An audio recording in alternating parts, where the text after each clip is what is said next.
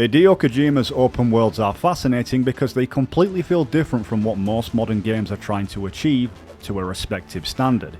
When people talk about open worlds today, they usually think about living simulated environments with tons of activities rather than desolate landscapes that feel isolated and lonely.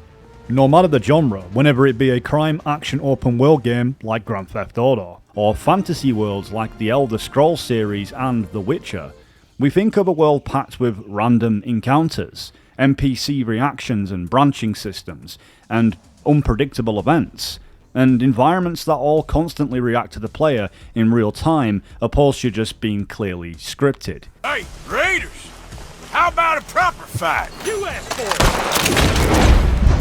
it! In 2026, online multiplayer open world games have become predominantly popular amongst the average consumer, like survival-based settings like Rust or Ark Raiders, a third-person extraction shooter. If done right, open worlds can make the player feel immersed for hours, and this has been the case for several years with games like RuneScape and World of Warcraft. Some companies understand the foundations in the ever-growing popular demand for open world experiences rather than linear ones. New worlds become bigger and often more explorable from their humble beginnings that would be considered probably semi-open world in comparison. It is very subjective, to say the least, what makes the ultimate open world game, when you have to take into account several factors that make a video game great. Simply, it's the director's expression or an artistic message only certain demographics may resonate with. Each game's purpose and genre may be fun to one person and boring to the next. The first open world game Kojima created was Metal Gear Solid 5: The Phantom Pain, with its predecessor, Ground Zeroes, changing on how we looked at the series going forward that to this day people believe was the right formula that Hideo didn't use for The Phantom Pain. Ground Zeroes used the dynamic Fox engine and brought that excellent looking environment and lighting that still looks incredible today. It remains so fascinating to me. Even now, Camp Amiga feels more immersive than many modern open worlds, because everything inside it serves a purpose. Guards naturally move in real time and the patrols feel believable. The environment constantly pressures the player in the most balanced way possible. It reminds me a lot of Hitman and its sandbox philosophy, except Kojima fused gameplay and cinematics together in digital fusion far more seamlessly that you could easily miss something if you wasn't in the right place at the right time. When The Phantom Pain debuted, it was incredibly immersive. Both the base system and the open world settings based in Afghanistan and Africa, mechanically it was brilliant. The stealth systems and the movement, the AI and the player freedom are all incredible, but the further you move away from the main mission spaces, the more the world itself starts to feel inactive and boring. Huge stretches of land, separate bases that eventually become so easy to infiltrate that once you understand the systems, it's too easy. The freedom is impressive, but I believe it also weakens the tension, because the player is rarely cornered into difficult tight situations anymore. Outposts lack the incentive, unlike for example Far Cry, that allows the player to liberate and populate, which whilst repetitive gives the player purpose rather than no meaning at all. Earlier Metal Gear games constantly challenged us, the player, through level design, where it lacked in space more than made up for it in pacing and substance. You can go back to play a Metal Gear game anytime and enjoy it. I feel like that's the brilliance of it. MGS5 often leaves that responsibility though entirely to the player, and that's where I think Kojima's contradiction appears, because his greatest games were built around crafted progression and concentrated design, yet modern Kojima increasingly chases massive open worlds because that's what's become the dominant language of AAA gaming. The entire Metal Gear series 1 to 4, respectively, thrived on carefully authored progression with more than enough freedom without losing creative level designs. Escaping prison cells, searching for hidden codec frequencies, heating PAL keys, defusing bombs, wearing disguises, manipulating enemy systems. Every environment felt designed around memorable escalation whilst tied to narrative purpose without being lost. Even MGS4, despite criticisms of its lengthy cutscenes, demonstrated something Kojima has always excelled in: dense, semi-open warfare sandboxes with so many details. MGS4 battlefields felt socially alive. PMC factions fought dynamically around the player, all whilst responding emotionally in real time. The warfare will unfold naturally inside these controlled spaces that were wide enough for exploration and infiltration methods. MGS5 is in polar opposite. It is a reaction against MGS4's criticisms. Where MGS4 overwhelmed players with cutscenes and restricted gameplay, it's almost like Kojima changed it in the opposite direction, with limited cinematics, endless player freedom with not much room of intuitive level designs, optional cassette storytelling that most people probably didn't even pay attention to or even understand without listening to a Futura Sound Productions video essay. Its open-ended deployment systems and multiplayer and recruitment systems took the best from Portable Ops and Peace Walker and made something incredible in this army-building sim, yet failed to exploit these potentials in the PMC world depicting what MGS4 gave us in the open-world settings. Battles could be simulated, but never seen. A few patrols walking around the base and chatter didn't feel interactive enough for me in an open military world game. Missions in MGS5 begin to feel compartmentalized, because you deploy and you infiltrate, extract, then leave. Whilst mechanically satisfying, it's emotionally disconnected from a larger sense of narrative and gameplay momentum, something Kojima excels at. Even earlier Metal Gear games constantly built towards something substantial without losing its momentum.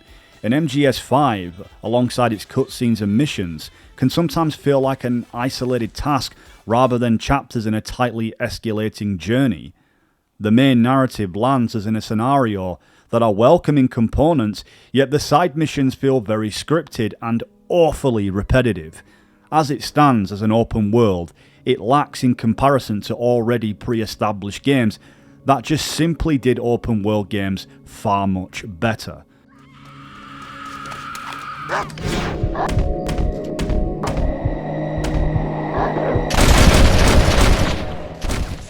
That said, for what it's worth, countless hours can be spent completing all the mission tasks and building your base. However, free roam alone doesn't bring anything to the table. There isn't many patrols, active battles, random events and civilians. Simply, it's a world that feels too out of place and limited for the sake of such limitations that Kojima has before pushed beyond the console's limits. It is impressive in itself, yet it could sacrifice something much more balanced for the sake of ambitions. We've seen a repeated pattern in Kojima's recent open worlds that remain largely void or isolated and empty.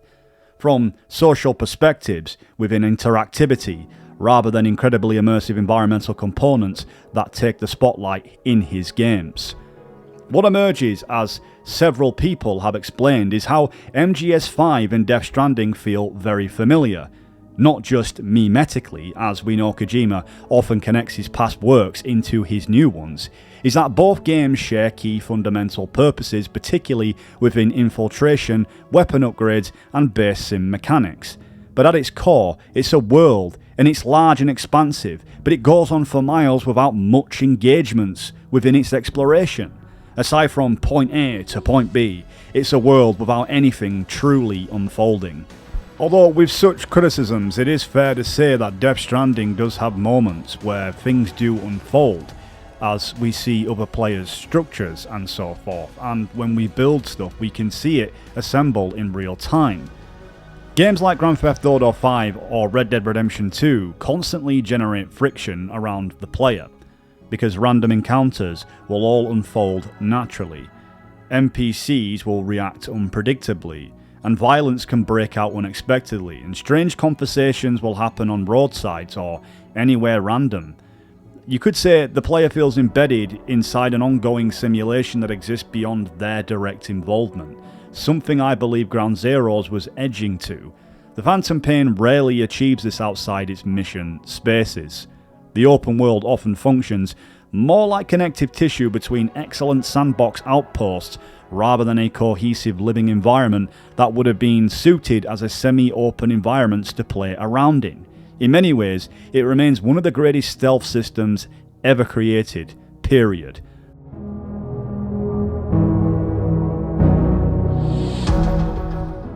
Let's take a look at its environment. I mean, there's large stretches of Afghanistan and Africa that feel desolate. Not in an immersive sense, but in a mechanically inactive one. Houses are empty. There isn't even barely any furniture in any of them. It's almost like any remnants of human beings didn't even exist at all. Considering that these themes reflect ethnic cleansing, you'd think that there'd be a bit more of a better demonstration of the personal suffering that people are going through. I mean, we understand that it's behind this parasitic destruction and collapsed societies and endless proxy warfare that explains away why the world is so desolate. But it is simply just a bottleneck for limitations, considering the Soviet-Afghan war was very vocal. Where are the civilians? Thematically, Kojima absolutely intended for the world to feel isolated. But thematic plot points and engaging emptiness are not the same thing. I believe the distinction matters, that even in a bleak world can still feel alive through systems that make it feel alive. Despite my critique, I don't believe Kojima makes bad open worlds. It's an artistic choice, just like any other strange and wonderful setting for us to explore with whatever is mechanically possible in that creative space. That even the most detailed games can't give us the freedom to do absolutely everything. Unlike huge open world games perfected by Rockstar Games with Red Dead Redemption 2, that also has that sense of isolation in a wild, untamed world with pockets of civilization. It shares these similarities of Kojima's beautiful environments and moments of introspection, but unlike Kojima's open worlds, it keeps the mystery of just how the real world unfolds around us. Even in the most bleak, there's things to do. Anything could happen at any given moment, not just when we reach our destination. Some worlds never feel like they are waiting for you. They feel like they exist with or without you. In the world of Red Dead Redemption, others build within these societies, that over time the player can see progression that doesn't actively include them to trigger the world's events around them. It becomes a living thing, without us creating the conditions for it to happen. You shape both the world as it shapes itself. I believe a game like Death Stranding proves why Kojima's open world approach can work under the right thematic conditions, and in understanding that we cannot compare this experience to something that isn't trying to be like Grand Theft Auto or a fantasy game like Zelda. Kojima builds his worlds around atmosphere and cinematic immersion rather than these systematic unpredictabilities, or without rarely but not without these features choice driven outcomes that impact the game's story. She's one of the skulls. Hurry up and kill her. That is why I think Kojima's relationship with the open world has been strangely conflicted, because despite creating some of the greatest games ever made, I still don't think he has truly mastered what people traditionally would expect from an open world, even if it's creative and different. It's cultural relevancy in gaming that clearly isn't what the masses want statistically speaking. It doesn't meet the expectations of the current trend. Just do a bit of research and you'll see for yourself.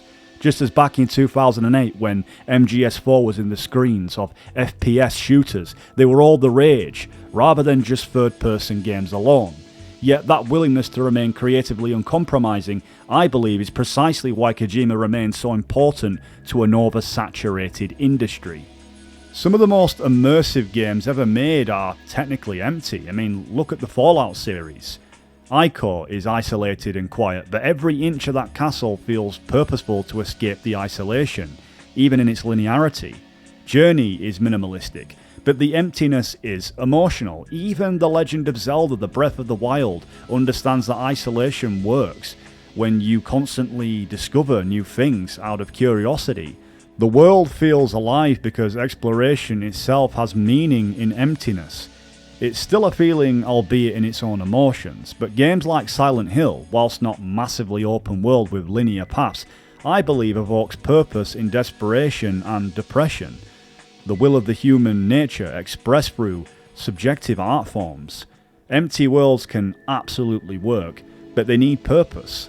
The player needs to feel the setting, the distance, and the isolation all need to be a part of something intentional rather than simply just unused space with nothing to do. That's why Death Stranding works far better as an open world, I believe, than Metal Gear Solid 5 The Phantom Pain. Death Stranding's world is bleak for a reason. Society has collapsed and humanity hides underground, untrusting. Nature itself has become hostile. The laws of the universe have changed. The living and the dead are connected, and the emptiness reflects a world caught between life and extinction. The need to survive and find purpose in the meaningless.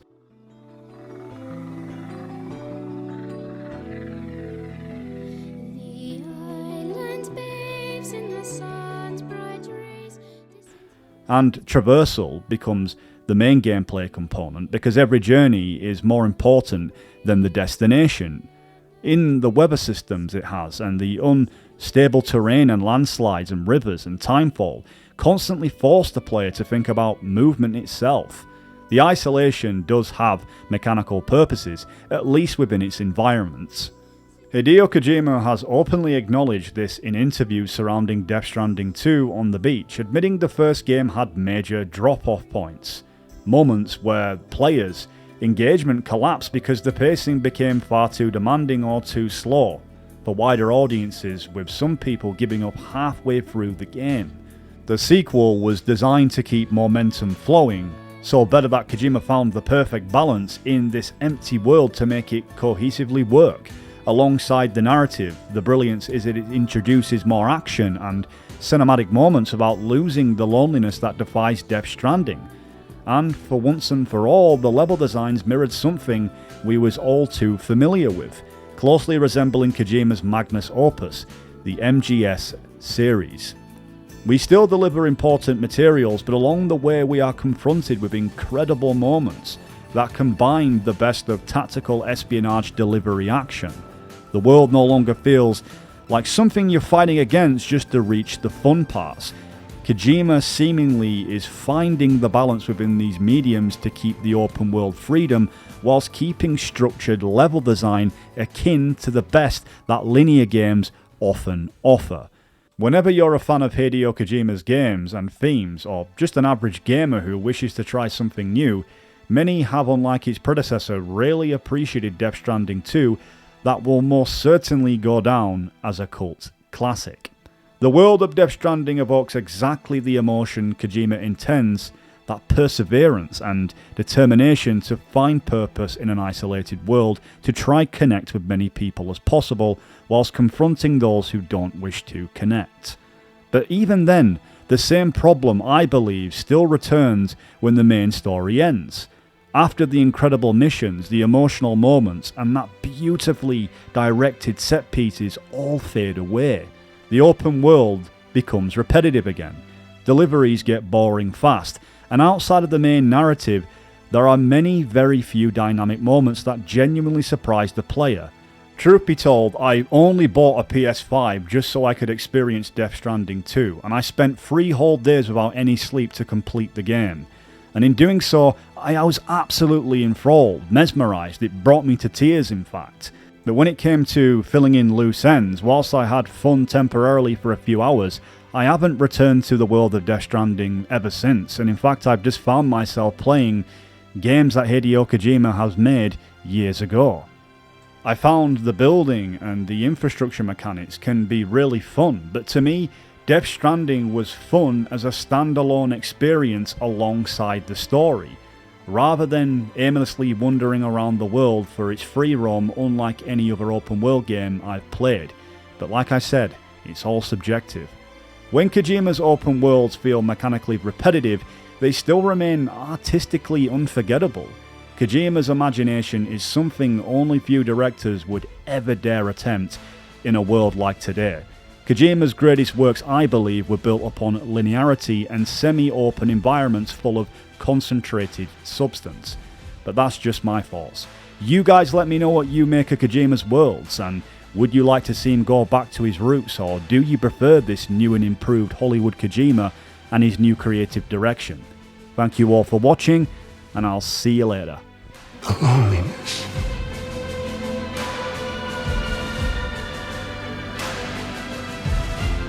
Tens of